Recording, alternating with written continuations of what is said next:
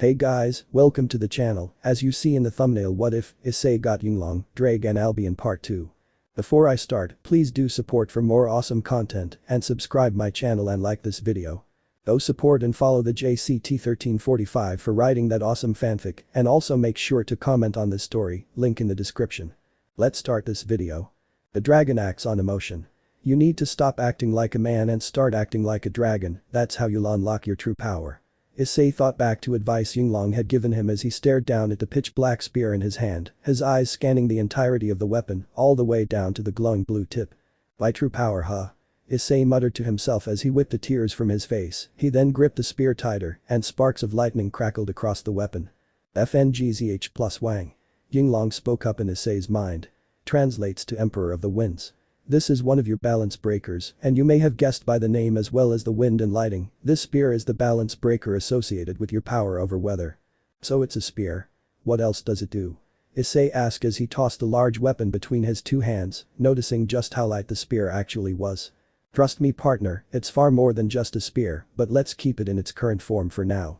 If you want to know what it does, I believe it would be more fun if you figured that out on your own. To start, why not try throwing it at our fallen angel friend here? Good idea, Issei agreed as he glared at Rainer. Are you talking to yourself? Rainer asked as she overheard Issei's conversation with Yinglong, only hearing half of it. Don't tell you actually lost it. That's just SUU. Zap. Wham. Rainer let out a guttural groan as a massive bolt of blue lightning was fired into her shoulder with enough force to carry her backwards, before pinning her to the church wall, where the lightning faded to reveal Issei's spear had impaled her shoulder and was all the way through the wooden church wall. Ah. Wah. Rainer screamed out in fear and pain as she desperately tried to pull the spear from her flesh, though it didn't budge. So that's what it does.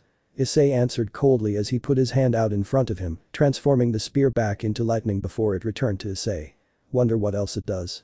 Issei then swung the weapon horizontally and created a massive blade of wind. Meanwhile, Rainer was so preoccupied using her stolen power to repair her injured shoulder that she only barely managed to duck under the blade of wind that sliced clean through half of the church and caused the entire structure to collapse down on top of Issei and Rainer. UGHH. Rainer groaned as she pushed a large piece of roof off of her body. Even though her strength as a fallen angel far exceeded that of a human, she still had to greatly exert herself to push the heavy wood off her body, and it left her with depleted stamina. Damn it. She roared as she was pelted by heavy rain. Everything was going perfectly, but you just had to taunt him, didn't you, Rainer? I gotta get out of here. But that the fallen angel spread her crow-like wings and took off away from the wrecked church, and soon after she left the rubble that had once been the church began to shake. Whoosh. A huge powerful dome of wind erupted around Issei, and the force of the wind not only knocked away all the debris, but also obliterated the pieces of wood until they were nothing but splinters, leaving just a concrete slab of foundation. The powerful winds then shrank back until it surrounded Issei and began to slowly lift him up into the air. Ugh. Is that Issei? Kiba asked as he and Kaneko emerged from what remained of the secret staircase. The two devils were forced to shield their faces with their hands in order to protect themselves from the intense wind and rain.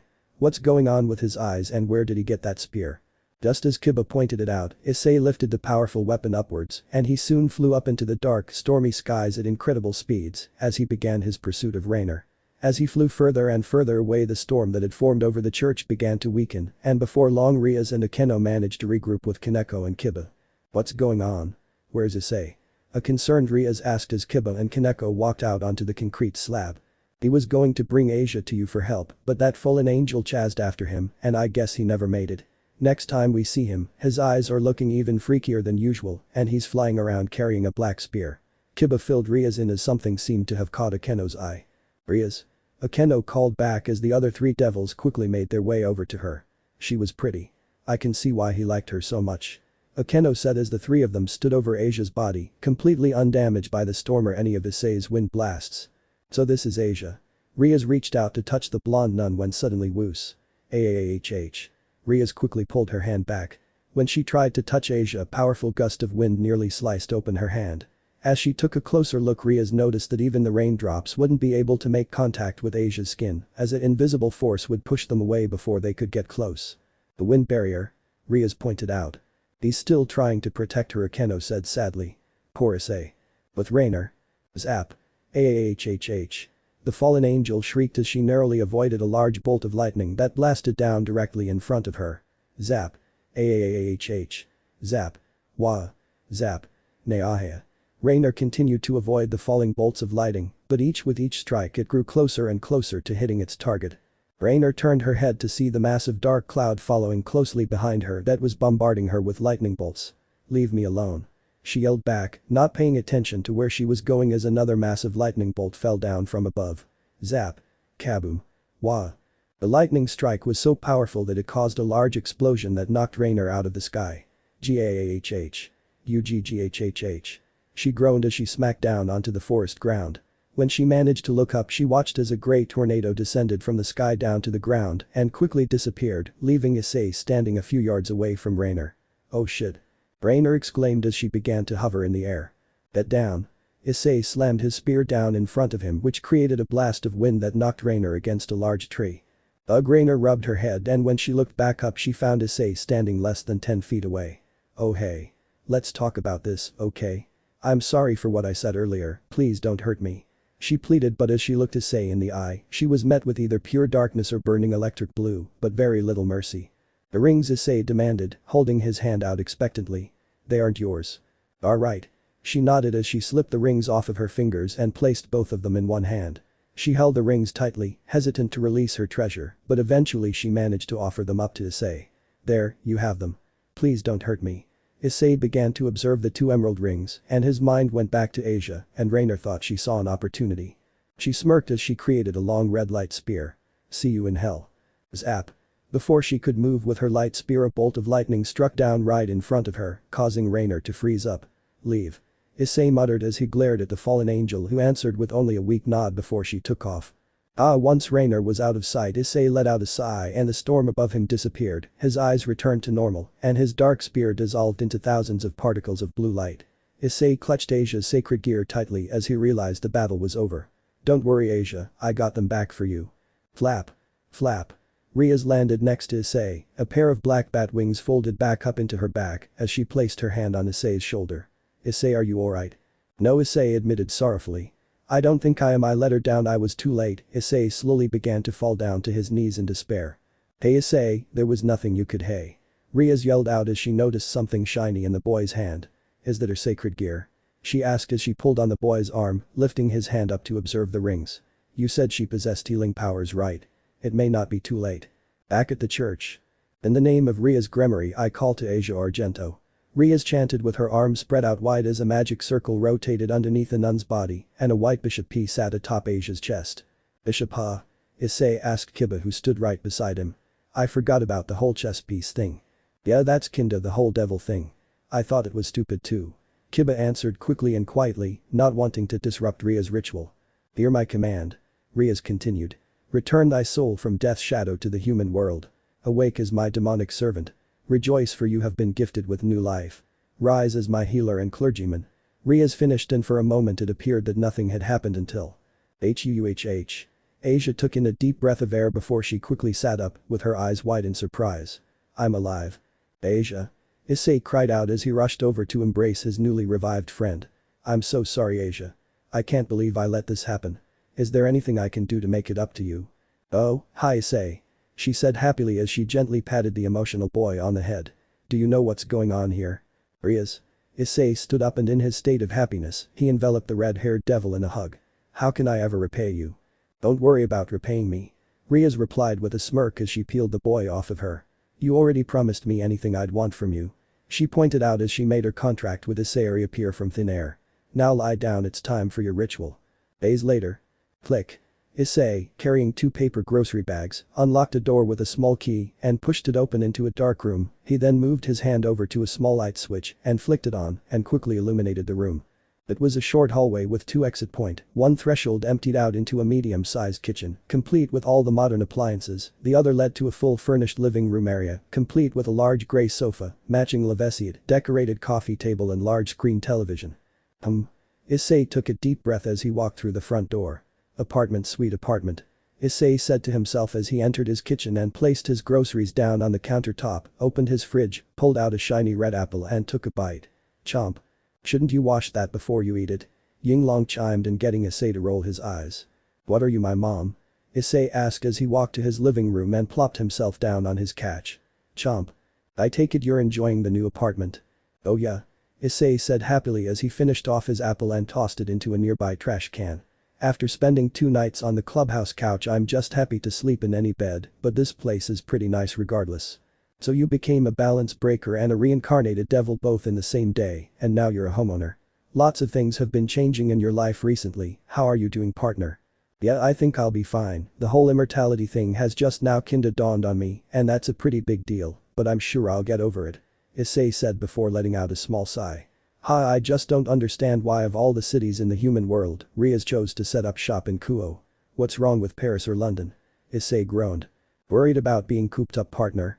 Don't worry, I'm sure you'll have plenty of time to roam. Thousands and thousands of years. Not funny.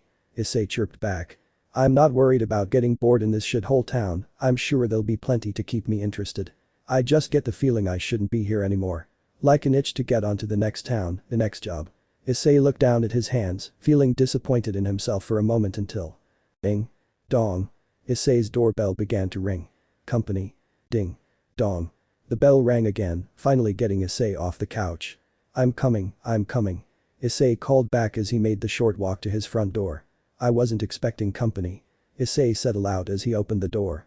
Oh, good. I knew you'd be home. Riaz stood at the door with a small, self-confident smile on her face. Now you can help Asia with her things. Riaz stepped out of the way and revealed Asia dressed in Riaz's high school uniform behind her, and next to the former nun were 2 stacks of large boxes. Hi. Issei awkwardly waved at the nun as he looked over the stacked boxes.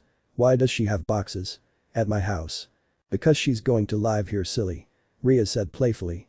I thought she was staying at your house. Issei argued back, growing more and more nervous as the conversation went on.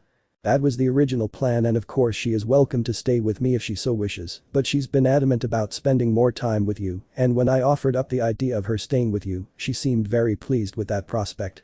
Riaz explained, getting the blonde devil's face to turn red. Riaz. She shrieked as she waved her arms frantically in front of her master. You promised you wouldn't tell him any of that. Sorry. It just slipped out. Riaz apologized with a light chuckle before turning back to Issei. Well, Issei, are you really gonna turn her down at the door? I mean, it's fine if you don't want me to stay here.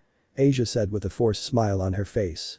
Issei sighed before bending down to pick up one of the box stacks all in one go. It's fine with me if you want to stay here, I'm just grateful that I decided to spring for the extra bedroom when I bought this place. You mean it?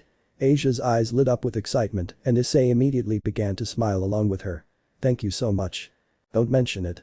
Issei answered happily. It's the least I can do for my friend. I'll give you the grand tour once I get these boxes in. Good job. Riaz congratulated him as with a heavy pat on the back that almost made Issei drop his stack of boxes. Later. So this is my room? Asia asked as Issei set down the second stack of boxes in the corner of the guest bedroom. The room was of decent size, though it was almost criminally under-decorated. A bed dressed with only the basic essentials, and a small bedside table were the only bits of furniture that made up the decor. Yeah. Issei said as he scratched the back of his head with embarrassment. Sorry about this, like I said, I wasn't expecting roommates. I promise we can go furniture shopping tomorrow, my treat. Asia simply plopped herself down onto her new bed and let herself sink down into the blankets. It's so soft, she muttered, her voice muffled through blankets. She pushed herself off of the bed and looked back at Issei with sparkling enthusiasm. I've never had such a big room before, it's almost too much for me. Thank you, Issei, I'm really happy that you're letting me stay with you. I'm glad you like it, Issei replied awkwardly, not expecting that kind of response from her. We're still going decoration shopping tomorrow. She may be happy with it, but I wouldn't be able to help but feel self-conscious about making her sleep in a place like this. Well, Issei. I think I'm starting to like this place. Riaz said as she entered Asia's new room wearing nothing but a towel wrapped around her, with water dripping from the exposed areas of skin. I borrowed your shower, hope you don't mind. I suppose not. Issei muttered as he tried his very best to avoid staring at his new master. Well, I'm glad to see Asia's getting settled in. Riaz said as she shot the nun a look that made her blush. Though I do hope you have bigger plans for this room. Riaz said as she took note of the drab design that currently defined the room. Oh, Issei, I almost forgot. Riaz exclaimed as she darted out of the room only to return a moment later carrying a small shopping bag. This is for you. Riaz said happily as Issei started to open the bag to pull out a black school blazer. It's your uniform. Okay, Issei said with a raised eyebrow. Why would I need a uniform? Because starting tomorrow you and Asia are going to be attending classes at my high school, Kuo Academy. Congratulations on your enrollment. she said cheerfully as the color began to drain from Issei's face. High school. Issei muttered in an almost frightened tone as he stared down at his black blazer. What the hell?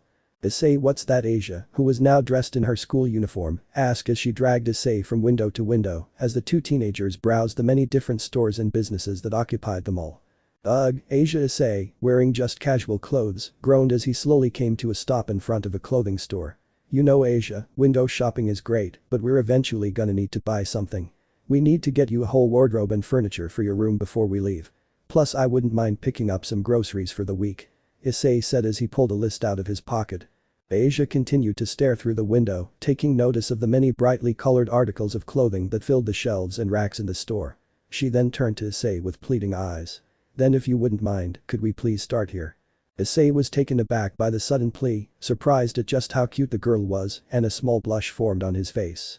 Sure, whatever you want. Issei managed to spit out, causing his new roommate to glow with excitement. Thank you, Issei. She said happily as she grabbed the boy by the hand and began to escort him towards the store, but the two didn't get far before Asia realized what she was doing and just how it may look to a third party, and a deep crimson blush formed across her face as well. Sorry about that, she muttered. Then no problem. Issei replied with a small voice crack as he followed Asia into the store, keeping her company as she browsed the many racks and shelves. What the hell is wrong with me? Issei thought to himself. Granted, I've never been great around girls, but I've never been just a total pile of stupid. Issei's eyes slowly drifted to Asia as he watched the blonde shuffle through articles of clothing. I mean, there's no denying she's cute. Not to mention kind and innocent, but I won't act like I know her that well. But how come I went out of my way to save her life? Granted, it was the objectively right thing to do, but me and doing the right thing has never mixed that well, especially when there's no way to guarantee I'd get something out of it. Then why? Issei slowly began to lose himself in his own thoughts, and he didn't notice as one of the store clerks approached from behind. Excuse me. Do you and your girlfriend need any assistance? The female clerk, who appeared to be in her mid-20s, asked with a comforting smile. Wah? Issei jumped in surprise as he hadn't noticed the employee sneaking up behind. GG, girlfriend. No. I mean, we're not. Issei began to spew word vomit in his unguarded state. Oh, okay, I understand. She replied, trying her best to contain her laughter. If either of you need anything, please let us know. Issei sighed as the store clerk returned to her post, the boy wiping a bead of nervous sweat from his boyfriend. Jesus, he thought before a sharp pain struck his head. Ow. Damn it. Issei rubbed his sore cranium. Stupid devil shit. Issei. Asia interrupted the disorientated Issei, carrying 2 arms full of clothes. I picked out a few outfits I want to try on, but I want to know what you think of them. If you don't mind, that is. What I think. Issei said back, not really getting what she meant. Asia, all that matters is whether or not you. Before he could finish his sentence, he was met with dejected eyes. But I'd love to see what you've picked out. He said, quickly returning a smile to the blonde girl's face before following her over to the changing room. Asia disappeared behind the curtain to change and left Issei to stir for a few minutes alone before she quickly emerged in a new outfit. It was a basic set of clothes, a white button-down top and a pair of jean shorts, but despite the simplicity, Issei couldn't help but be mesmerized by her. Not much, huh? But I still think it's cute. Yeah, cute. Issei muttered, practically drooling, but he quickly returned to his senses. Oh. I mean, I agree. Looks great, Asia. Thanks, Issei. She giggled, clearly amused by her friend's antics. Hold on tight. If you like this one, then I have a few outfits in here I know you love. She said as she quickly returned behind the curtain. Asia went through nearly a dozen different outfits, and Issei managed to keep his cool through most of them, making sure to compliment her each time she changed clothes, but when Asia's pile began to shrink, a small red blush formed on her face. Well, Asia, do you have anything else you'd like to try on here, or are you ready to go to the next store? Issei asked, but out of nowhere Asia reached out and pulled Issei into her changing room, and he began to blush as well before he just started freaking out. Whoa. Hey. What's going on? Could you turn around, please? Asia asked nervously, and Issei simply did as she asked at this point, turning around and putting his hand over his eyes as Asia began to undress. I wasn't originally going to show you these, but in the long run I think it's important that I get your opinion. She said as she finished dressing herself. Okay, you can turn around now. Gulp. Alright. Issei muttered as he slowly turned around to find Asia wearing nothing but a pink bra and matching pair of panties. Well. What do you think? Asia asked as her blush had overtaken her entire face. What boy? A small stream of blood began to ooze out of Issei's nose before he fell down onto his ass before quickly covering his nose. Well. I think it's perfectly fine. If you like it you should get it. Can I go now? Issei said, quickly getting Asia to chuckle once more at his reaction. Later. Issei and Asia finally exited the mall, Issei dragging along almost 20 different bags and boxes. GGRRRRR. Issei groaned as he struggled to move down the sidewalk, but nevertheless he had a smile on his face. Well, Asia RRRGGGHHH. Do you think you got everything you need for now? Yeah, I think I shink. Asia was suddenly silenced as a wave of freezing mist flew over her and turned her along with most of the area into ice. Asia? Issei rushed over to the Asia-shaped ice sculpture and desperately tried to thaw her. Issei's blue eye began to glow bright as he tried to heat up the air around him, but every surge of hot air was met with a more powerful gust of freezing clouds. Come on. Asia. Issei struggled hard, but his efforts were for naught. Oh wow. You must have really liked her. A voice called out from amongst the freezing fog that literally sent chills down the boy's spine. No way. Issei muttered as he turned away from Asia and towards a silhouette hidden in the fog. It can't be. Oh, Issei. Selling your soul for a pretty face, doesn't that sound familiar? The voice called back. Tell me, how well did that work out last time? Show yourself. Issei called out as he shot a powerful blast of wind into the icy fog that dissipated it for the most part, but the silhouette had vanished. Oh, Issei.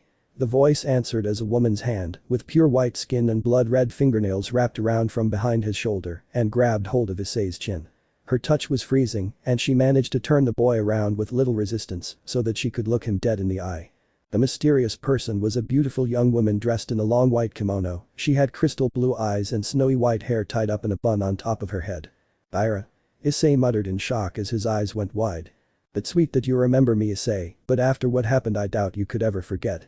She said with a smirk as she released him from her icy grip. Look at you, you went and made yourself a devil for that Gremory girl. You have no idea how much that pisses me off. Ira's face quickly turned sour. All I ever wanted was to make you my servant and you went and sold yourself to some other girl. Though I suppose I do understand why. She said as she made her way over to Asia's statue and began to rub her finger across the frozen girl's face. She is quite the looker, isn't she? Too bad it was never going to last. She said as the ice sculpture shattered with a snap of the girl's fingers. Asia. Issei roared as he rushed over to pick up the shards that used to be his friend and tears began to fall from his eyes. Oh, there's no need for tears, Issei. It's not like she would have ever loved you anyway. You wouldn't have let her. Ira pointed out, getting Issei to grit his teeth.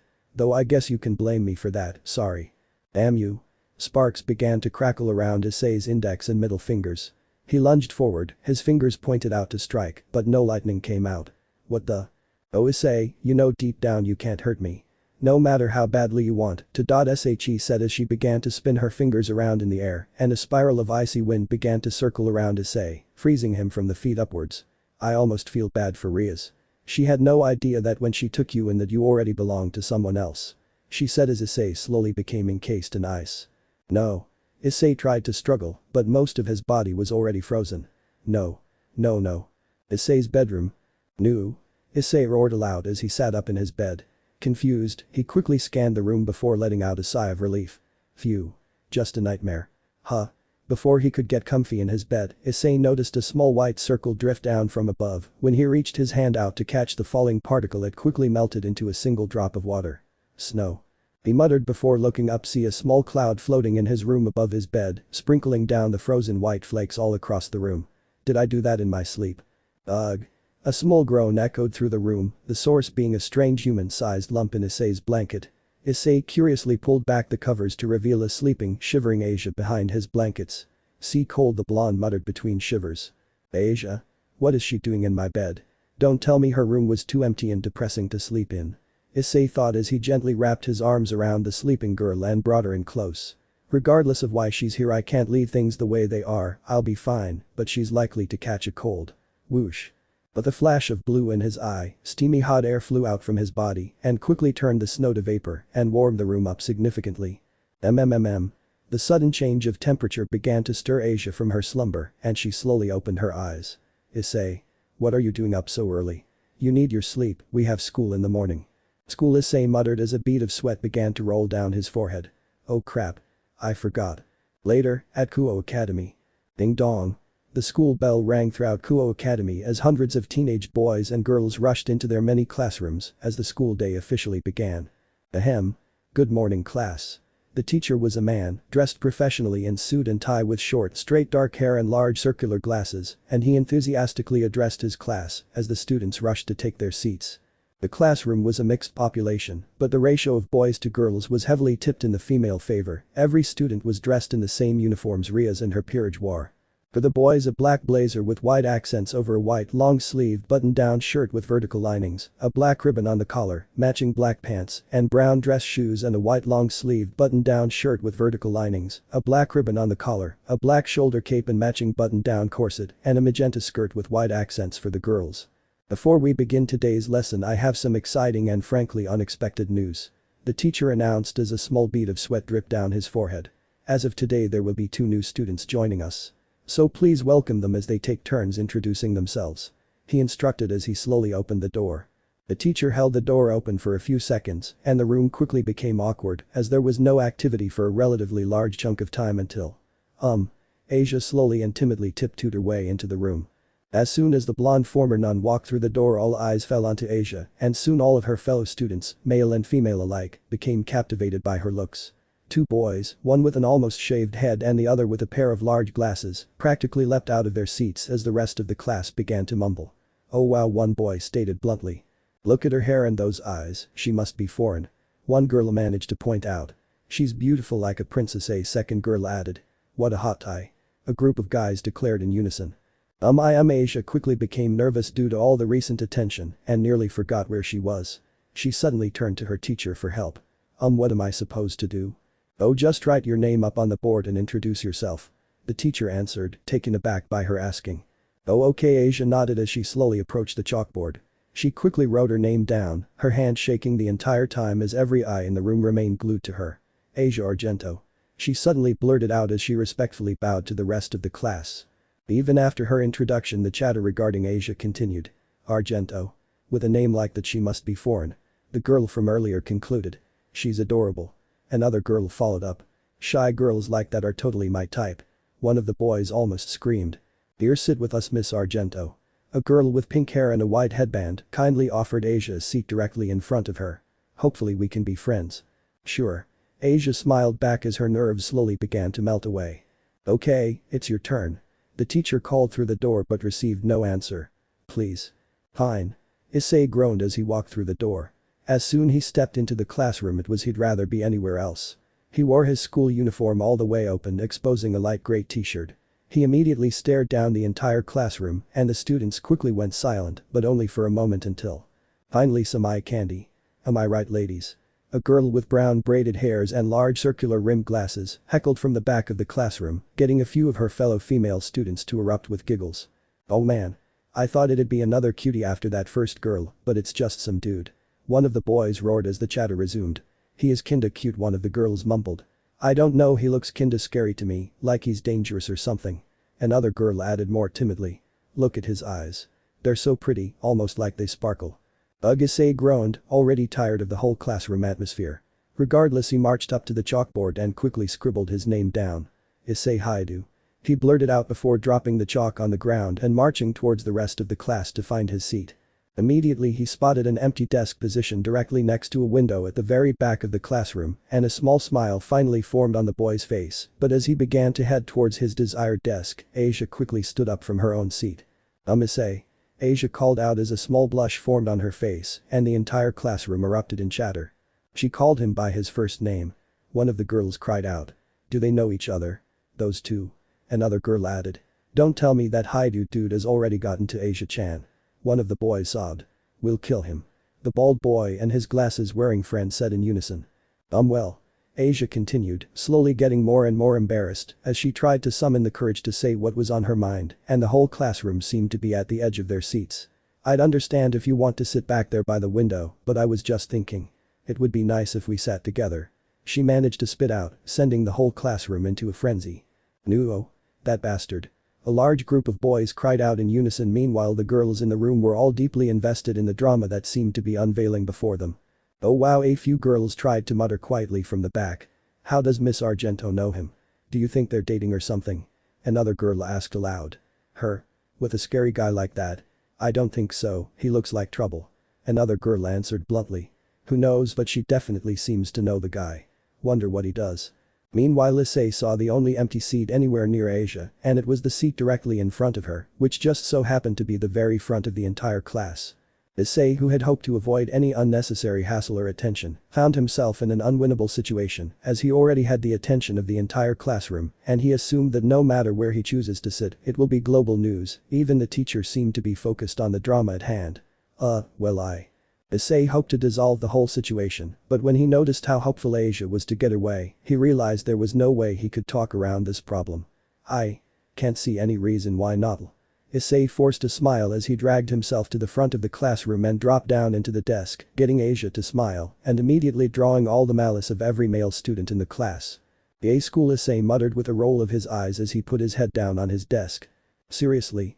Issei thought as a vein in his forehead began to throb as he and Asia were followed closely by a pack of girls from his class who were bombarding the blonde with an array of questions. "So Asia, you're 4I, right? Where are you from? When did you move to Kuo? Where did you go to school before here? How did you learn Japanese?" "Oh well, Asia started to mutter as she quickly became overwhelmed by the onslaught of questions, not knowing where to start or who to answer first. "I'm sorry Asia, but I don't know how to help you." Issei gave his new friend a sympathetic look before three of the girls quickly ran up in front of the boy, blocking his path. "Huh? So Issei?" one of the girls asked while her two friends began to giggle. "We want to know just how well you and Asia know each other," she asked with a wink. "I can't do this." Issei forced another smile as he turned to the group of girls who were hounding Asia. "Excuse me ladies, but would you mind taking care of Asia for a little while? I need to take care of something real quick." The girls nodded and Issei quickly took off, leaving a confused Asia behind. "Issei. Wait." She cried out, not wanting to be left alone in that situation, but she was too late as Issei was long gone. Issei ran outside and as soon as he was sure he was alone and out of sight, he created a small ball of wind below his feet and used it to propel himself up to the top of the school roof. Finally somewhere to be alone. Issei said to himself as he sat down on the roof and buried his face into his hands. "How the hell did I end up here? Having second thoughts already? Guess it's not that surprising considering it's you we're talking about, partner." Yinglong chimed, only serving Yo frustrate Issei further. "Last thing I need is a lecture." Issei growled back as he tried to shut his eyes and tune the dragon out. "Then quit with the complaining, you're here because of a series of choices you made. I personally don't see much of an issue, you get eternity in exchange for a few years of schooling. Things could definitely be worse." Yinglong pointed out. "What exactly is your problem with traditional human education?" "It's not the education per se that is me pissed. It's the human part," Issei said as he laid down on the hard school rooftop. "It's been so long that I forgot how unfortunately ignorant normal humies are. I mean it's not their fault they're so hopelessly out of the loop, but it's still annoying." "That's funny coming from a former humie as you put it." A familiar voice called out, causing Issei's face to darken as Riaz took a seat next to him on the school roof. "Ugh. It never ends, does it?" Issei said with a groan as he waved his arm and created a light barrier between him and the red-haired devil. "Wah. Hey." Riaz cried out as she began to bang on the golden wall in frustration. "You can't just ignore me. And you're not supposed to use your sacred gear in school in the first place." "Sorry, can't hear you." Issei brushed off as he lied back and pretended to nap. "After what you did to Asia last night, you're lucky I stopped with the barrier and didn't decide to lock you up in your own little glowing box." "Oh, so that's why you're upset." A small smirk formed on Ria's face. "Fine, I apologize. I thought most guys would love to wake up next to an adorable blonde like Asia, but I forgot just how awkward you get around girls. You must have been terrified." Issei's eyes shot open and he rose up to defend his pride. With a snap of his fingers the golden barrier shattered into nothingness. "First of all, I'm not awkward around girls. I just don't like the idea of Asia's poor mind getting twisted with those kinds of thoughts. Second, I'm not upset, I'm always like this. Third, if I was upset, it'd be none of yours or anyone else's business." "Okay Mr. Grumpy." Riaz said as she stood up and dusted herself off. "I just came by to tell you that there's a club meeting today after school and I want to make sure you and Asia show up. Also I wanted to say that whether you like it or not, you'll be attending this school for the next 2 years because I'm the master and I said so." Riaz bent down and offered Issei a hand and a smile. "Ugh. Fine." Issei relented with a loud groan. "But I'm not gonna like it and I'm warning you I can whine and complain with the best of them," Issei said as he looked up at Riaz and forced a smile as he took his master's hand up. A few weeks later, midnight. "Ah ha ha." Issei stood panting in the middle of a wooded clearing.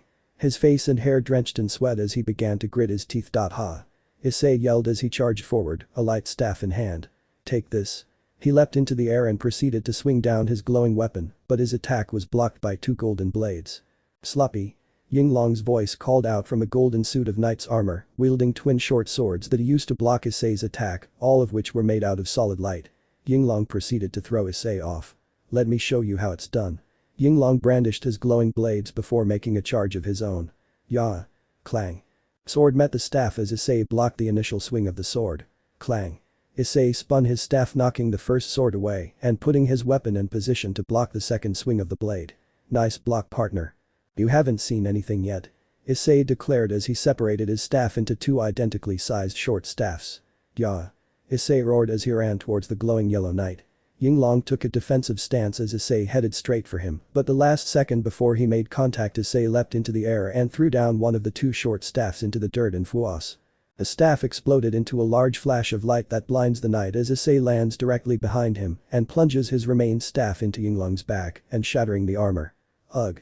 There you go," Issei groaned as he dropped onto his back. "Bravo, partner." Yinglong's voice echoed once more in Issei's head. "Now go ahead and construct me another mannequin and we'll take it back from the top. You know, partner. Those suits of armor I keep making for you and that light up there." Issei pointed to a floating orb of shining light that was keeping the clearing illuminated. "On top of all the physical training has really drained my batteries. I need a minute," Issei said before snapping his fingers, which caused the light ball to dissipate. "That's because your mental stamina is still lacking. You think that the way you're using your powers is difficult and straining, thus your body feels that pressure and actual physical wear and tear," Yinglong explained, getting Issei to roll his eyes. "Though I will compliment the strides you've made during these last couple of weeks. Good job, partner." "Thank you. I just wish I could receive a compliment without the lecture, but it's a start." Issei stretched out on his back, put his hands under his head and let out a long yawn. Man, I'm exhausted." "Then maybe you should be home, sleeping, instead of doing whatever it is you're doing," Ria's voice called from the darkness. "Speaking of lectures," Issei joked as he created a ball of light in his hand. "Good morning, Prez. What brings you Wa?" Issei shrieked as he looked up to find his master standing above him in a position where he could view her underwear. His face went deep red as he scrambled back to his feet. "Don't you have any shame?" "Yeah, you shine your flashlight up my skirt and decide I'm the shameless one," Ria's pointed out with an annoyed roll of her eyes. "Back on topic, what exactly are you doing out here in the middle of the night?" Training," Issei answered as he demonstrated his athletic clothes and his profuse sweating. "I thought you were all about that kind of stuff, Prez. Now that I'm a devil, I figured the standard push-ups and sit-ups weren't gonna cut it anymore. I provide you more than enough time for training during the day," Riaz declared as she marched over towards Issei and grabbed hold of his chin, getting the boy to blush once again as she began to stare deeply into his eyes. "For the love of Issei, you're seriously sleep-deprived. Your bags have bags. When was the last time you slept?" "Third period, Mr. J's history class. I thought the student council president explained that to you while she was trying to remove my ear using just her fingers," Issei said as he rubbed the back of his ear due to memory pains, but when he turned back to Riaz, it was clear she wasn't amused. "Look, I've been having a rough couple of weeks, but hey, I'm in transition. My first time in school, not to mention my first time ever being anything that's not human, I got a lot on my mind." Yaharias agreed in an aggressively sarcastic manner. "So what does Asia think of these late night disappearances? She's going through the same transition as you are and she's all alone right now." "Come on, she doesn't know I'm out here." Issei was quick to defend himself. "I'm with her until she falls asleep and by the time she wakes up I'm back." "You seriously think she has no idea you sneak out every night?" Riaz buried her face into her hand out of disappointment. "Girls are more perceptive than you think. The fact that you haven't even told her where you go is just. Poor girl, ha." She sighed as Issei began to look down in guilt. "Look, I'm not the type of master who has to control her servant's personal life. If you don't want to sleep, fine by me. If you don't want to talk about it, fine by me. However, your contract numbers have started to concern me and on that front, you do owe me an explanation." "My contract numbers? What do you mean? I went out on job last week," Issei declared. "The job that you never finished," Riaz pointed out. "Care to tell me why?" Flashback, last week. Ding. Dong. Issei rang the doorbell at an apartment complex and impatiently waited for an answer. Stomping his foot and checking his watch as time went by. Ding. Dong. Ding. Dong. Issei rang 2 more times before finally receiving an answer. "Humming. I'm coming." A girl yelled back from behind the door before violently swinging it open. "Geez. I was on the shower. Hasn't anyone ever taught you to be patient?" It was a young girl with dyed blonde hair and deeply tanned skin, she appeared to be high school age. "Oh, you're that devil that rings people's doorbells instead of using scary magic circles. My friend told me about you. Hey. You're cute. The shower, huh?" Issei looked up to find the girl's hair wasn't wet in the slightest, and then he looked down to see her cell phone in hand. "Right. I'm a devil in the service of Ria's Gremory, yada yada. What do you want?" "Wow, no patience and a bad attitude. Ladies must love you, huh?" She sarcastically answered, getting Issei's temple to throb. "Anyway, there's this stupid math test I've got tomorrow that I totally didn't study for. My friend told me you can change the weather, so I want you to make it snow so I won't have to go to school. What do you say?" "Snow, huh?" Issei pondered for a second. "Yeah, I'll see what I can do." Later. Issei and his client stood in the middle of the apartment complex, looking up at the clear night sky. "Alright, let's get started." Issei held out his hand, and his blue iris began to glow, and soon it consumed his entire eye, and the golden one went dark as a massive lightning bolt shot down from above. Issei grabbed the lightning bolt, and it transformed into his balance breaker, a large black spear with a glowing blue tip. Whoa, the blonde girl marveled at the supernatural phenomenon. "That's wicked." "Yeah, it's pretty sweet." Issei smirked as he tossed the spear between his hands. "Now let's see if we can make it snow." Issei tossed the spear up into the sky and summoned a massive amount of dark clouds that spread all across the city, and flakes of snow began to slowly fall from the sky. Well, that wasn't so. What? Issei squinted as he began to see a misty fog in the distance, and soon he could see a woman's silhouette through the clouds. No way. Issei blinked twice and the mist was gone. Crap. Issei called his spear down from the sky and the snow clouds dissipated. "What the hell, dude?" the girl cried out. "It was totally snowing. Put it back." "Sorry." Issei apologized as his spear disappeared and his eyes returned to normal. "Looks like I wasn't able to complete your request," Issei said as he began to walk away. "What the hell, bro?" she shrieked. "I'm totally gonna fail that test tomorrow, asshole." End of flashback. "She wanted me to make it snow," Issei answered, getting Rias to raise a suspicious eyebrow. "That farmer a few days before wanted me to end a week-long drought. A couple girls before that wanted me to ensure it'd be sunny so they could get tanned at the beach. Nobody should be screwing around with nature that much, but my balance breaker makes it really easy, but I decided enough is enough. I'm not messing with weather anymore unless it's really necessary." "So that's the only reason you've been avoiding taking a job?" Rias asked and was answered with a strong nod. "Great, because I picked out a job that won't have anything to deal with weather altering and you and I will complete it together." The next evening. Issei yawned as he followed Rias down the sidewalk on the way to their job. "Seriously," Rias cried back. "After the talk we had last night you still haven't gotten any sleep." "Not true," Issei answered with gusto. "Counting the fact I spent lunch on the clubroom couch, I got more than 5 periods of sleep today." That was simply a yawn of relaxation. Issei smirked. "Oh, don't think I hadn't heard about that from Sona," Rias said with a face palm. "I swear. Do you enjoy embarrassing me in front of the entire school? Sleeping in class is one thing, but according to your math teacher, you snore." "Do I enjoy it? No, I can't say that's the case. Certainly don't enjoy my frequent visits to the student council office," Issei admitted as a smile slowly began to creep across his face. "Though I suppose I do find your reactions amusing in hindsight." "Great, last thing I need is another servant who gets his kicks making me look foolish." Rias sighed. "Akeno's teasing is plenty." "Oh, what do you know?" Rias looked up at the address on the house they were standing in front of. "We're here." "Inside the house." Okay, Issei muttered as he looked around the interior of the client's home. Traditional Japanese memorabilia decorated the floors and walls, from traditional paintings to paper walls and lanterns, and even a set of samurai armor. "So I'm guessing foreign," Issei pointed out as the samurai armor began to move. "Konnichiwa." The armor spoke with a high-pitched woman's voice. "I am Susan-san." "Yep," Issei said as he crossed his arms. Rias turned and shot Issei the stink before going forward to address their client. "Forgive my servant, he's new." "Nice to meet you, Susan-san, I'm Rias and this is Issei. How may we help you this evening?" "Oh, thank goodness. You're nice devils," Susan-san exclaimed cheerfully. "If you were mean devils I would have sliced both of you in half." Her voice went darker as she brandished her samurai blade. "Anyway, I need your help retrieving my journal from school. You see, I only recently realized it was gone, and now it's far too dark and scary for me to retrieve it on my own." Rias opened her mouth to answer, but Issei was quick to beat her to it. "No problem," Issei said with a smile, shocking Rias. "You need us to go get a book, I can go get your book. Just tell me where you left it and I'll be there and back before you get the tea poured." Susan-san delivered the information and Issei started to make his way towards the door when Riaz reached out and grabbed him by the arm. "What are you doing? No complaining. No attitude. You must really be sleep deprived because this isn't like you. Hey, sooner I'm done, the sooner I can go home, right? I'll run down and pick up her stupid book and then I can go home and sleep," Issei said with a smile. "This'll be easy, just be ready to go by the time I get back." "Got it. Fine." Riaz answered before reluctantly letting go of her servant's arm. "Good luck."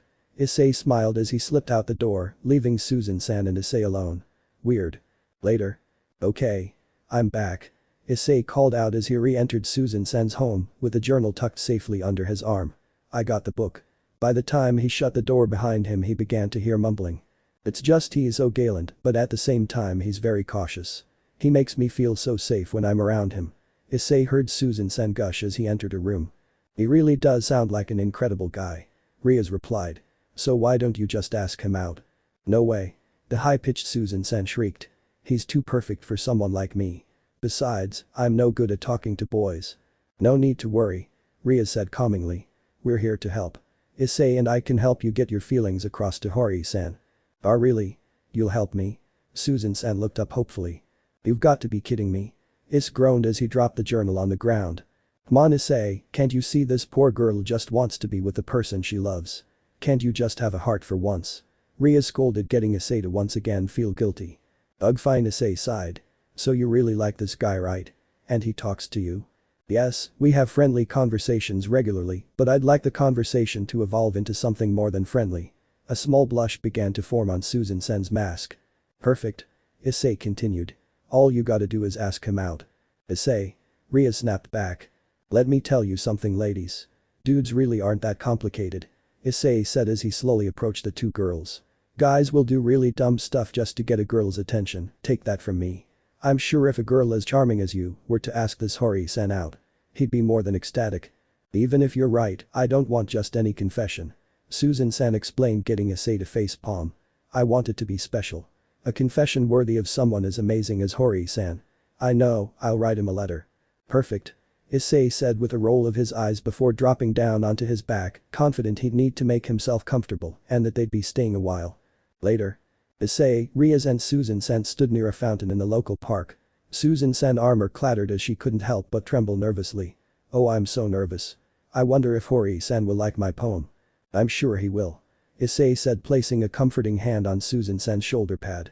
"It was a beautiful poem," Issei said before turning to Riaz and giving her the iffy hand gesture. Suddenly clang. Clang. Clang. The stomping of metal boots could be heard throughout the park and then a man dressed in knight's armor appeared near the fountain with an arrow lodged in his helmet. "Huh. Hori-san," Susan-san exclaimed. "Ah, I knew he'd be some kind of super nerd. Guess a fellow armor nerd makes sense," Issei commentated as Hori-san approached the three.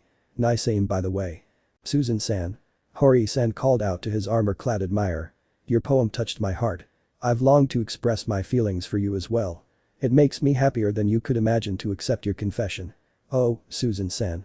The medieval knight began to run towards his love. "Oh. Hori-san." Susan-san ran towards him and they met in front of the fountain with a warm embrace and a metallic clang. Susan turned back to bid farewell to the devils and she and Hori-san walked away, arm in arm. "Did you even charge her?" Issei asked his master, quickly ruining the mood. "Seriously Issei, you don't think we just witnessed a special moment for these two? It's the beginning of a beautiful relationship, these two clearly love one another," Riaz said as she watched the two lovebirds walk off. "I'm impressed by you. You were surprisingly insightful and strangely thoughtful and considerate at times. You must have read Susan-san's poem a dozen times." Some credit, I know how to act the subjectively right way. I don't know if it's love, but I figured that guy was at least as big of a virgin as I am, and I figured it was my solemn duty as a virgin who's not getting any to help a fellow virgin who had a chance to get some. Now the universe owes me some," Issei said, getting a glare from his master. "Geez Issei," Riaz said with a huff. "That's it, I'm going home. I need a break from you." She began to turn away, but before she could leave Issei grabbed hold of her arm, surprising the red-haired devil. "Look, this morning I talked to Asia about my disappearing at night and I told her I've been having nightmares that have kept me from sleeping." Issei came clean and his sudden honesty certainly came out of left field for Riaz.